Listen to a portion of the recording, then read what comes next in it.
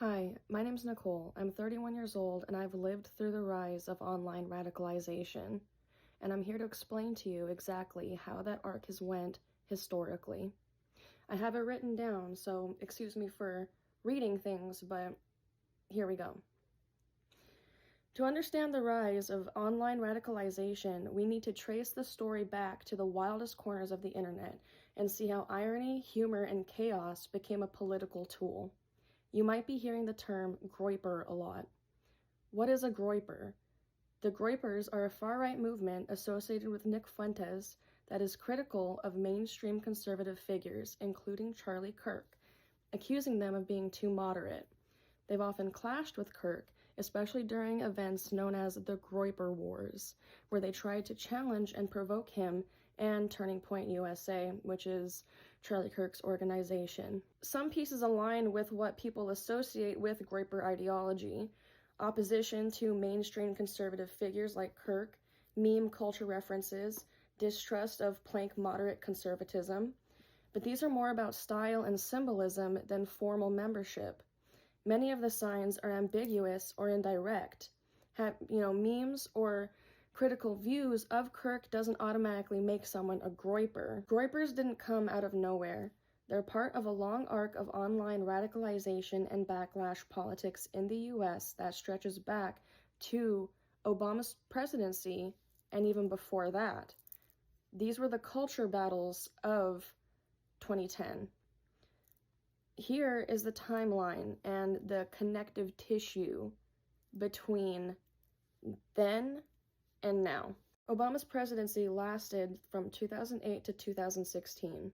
His election triggered a wave of right-wing mobilization called the Tea Party. While the Tea Party positioned itself as more about taxes, debt, and healthcare, it created a model for populist backlash.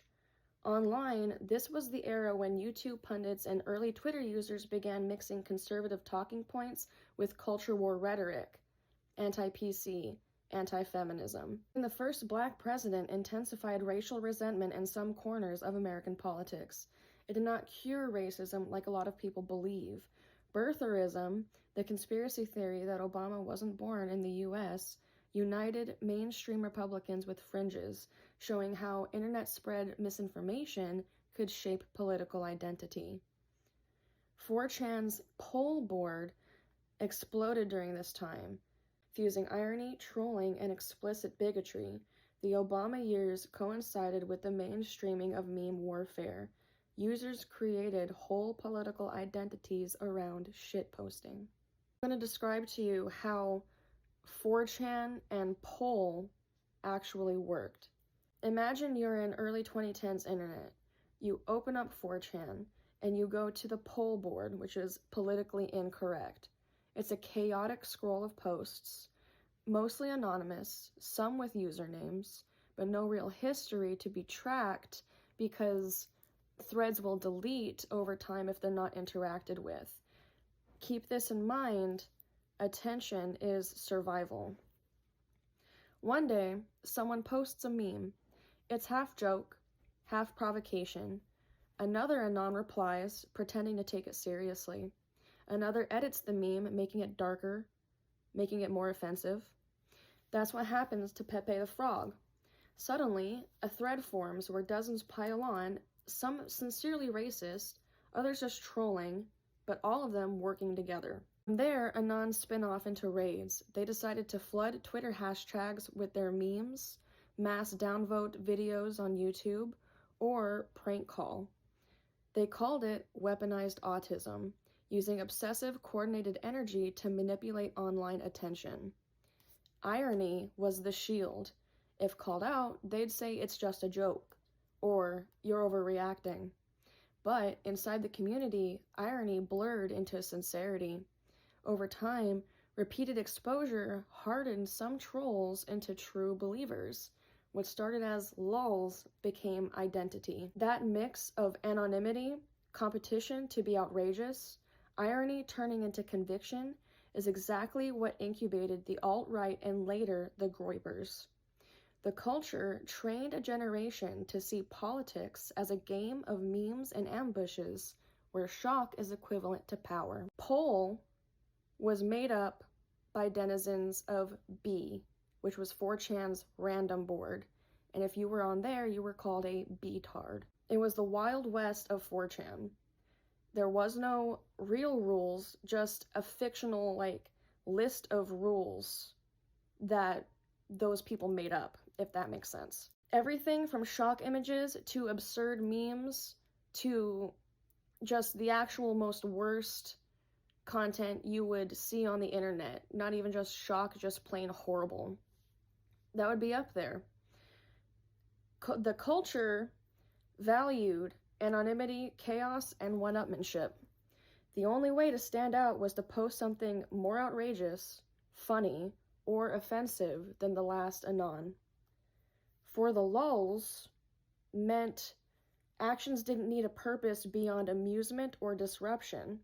Harassment and cruelty were just extensions of that. As B aged, some anons wanted a place to channel that chaotic energy into politics. They imported B's techniques of shock posting, meme remixing, and swarm raids. The same competitive culture of escalation, of being edgier than the last guy, got applied to race, ideology, and conspiracy. Where B normalized taboo breaking for fun, Pol gave those taboos an ideological frame. The jokes blurred into earnest political identity. Both B and Pol saw themselves as against the mainstream. The difference is that B was against everyone, while Pol was against liberals, feminists, and weak conservatives. In the early 2000s, 4chan's B board had a motto of B is not your personal army. You couldn't expect people to do your bidding. You could pretty much post almost doxing information about someone and tell the community to, hey, I don't like this person, let's go get them, let's do something with them. And people really would just cut it off then and be like, hey man, we're just here to be dumb and have fun. Don't bother us with your real life stuff. Culture rewarded creativity, audacity, and the ability to provoke a reaction, not coordination. Over time, the most dedicated anons realized that coordination amplified impact. It became collective. By the early 2010s, this evolved into the ethos of weaponized autism. Again, the obsessive, highly coordinated campaigns designed to flood forums, social media, online comment sections. What started as individual trolling became a structured strategy, raiding celebrities, spamming hashtags, and harassing targets. The playful chaos became ideological firepower.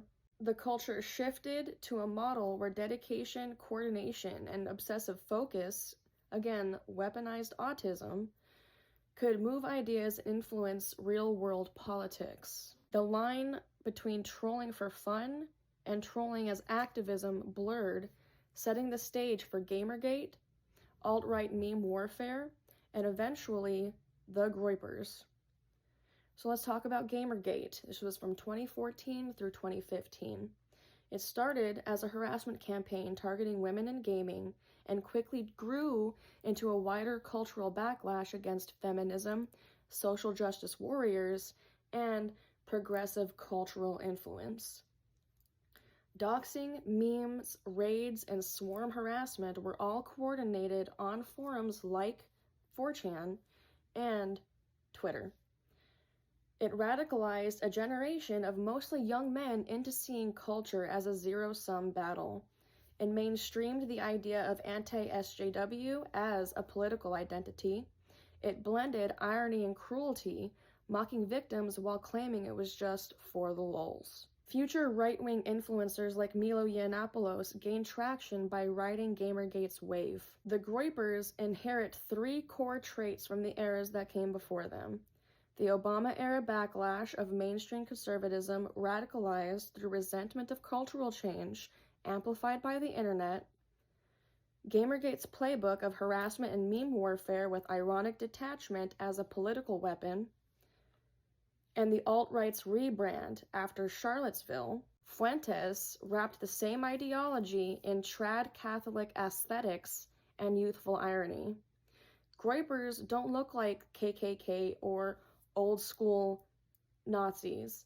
They're young, online, meme literate, and see themselves as insurgents, fighting both liberals and mainstream conservatives. They wouldn't exist without the convergence of trolling culture and Obama-era culture wars. From 2015 through 2017, this was the Trump era. Trump's 2016 campaign was boosted by meme culture. The alt-right used the same Gamergate strategies, but aimed them at the political establishment, immigrants, Muslims, feminists, and liberals. Breitbart and Milo explicitly linked Gamergate's anti-SJW energy to Trumpism. The Charlottesville rally revealed the violent edge of the alt-right. This splintered the movement. Some retreated from overt white nationalism, others doubled down. And this led into the birth of the groper movement from 2019 to 2020. After Charlottesville, figures like Richard Spencer were toxic. Nick Fuentes, a young live streamer, rebranded the same energy as groypers. The name comes from a smug cartoon Toad, a cousin of Pepe, signaling continuity within the meme culture. Their goals is to push white nationalism, Catholic and traditionalist views, and anti-LGBTQ views with mainstream conservatism rather than outside of it. This leads into the Groper Wars, where groypers began showing up at Turning Point USA and other mainstream conservative events to own establishment conservatives with questions about immigration, Israel, and LGBTQ issues. They framed themselves as true conservatives, rejecting what they saw as sellouts like Kirk or Ben Shapiro. They used the troll tactics, millennial and Gen Z irony from 4chan culture, the weaponization of Catholic and traditionalist morality, and the aggressive online harassment of critics. And from 2020 to 2024, the pandemic to almost now, Fuentes and groypers gained prominence through Stop the Steal rallies and involvement in January 6th. They leaned into conspiratorial thinking, anti-vax, anti-globalist, anti-LGBTQ, building an online-offline hybrid movement. They kept targeting establishment conservatives, accusing them of betraying true conservatism.